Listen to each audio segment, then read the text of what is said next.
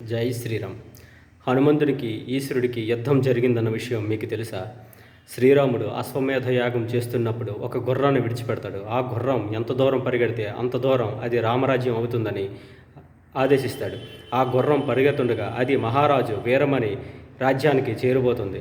ఇది గమనించిన వీరమణి ఆ గుర్రాన్ని పట్టి బంధిస్తాడు. వీరమణి ఈశ్వరుడు భక్తుడు.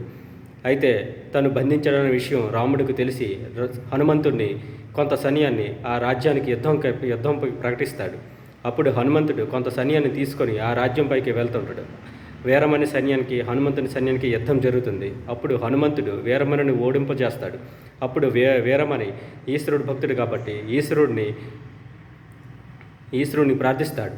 అప్పుడు ఈశ్వరుడు వీరభద్రుడిని పంపిస్తాడు యుద్ధానికి. అప్పుడు హనుమంతుడికి వీరభద్రుడికి మహాఘోరాతి ఘోరమైన యుద్ధం జరుగుతుంది.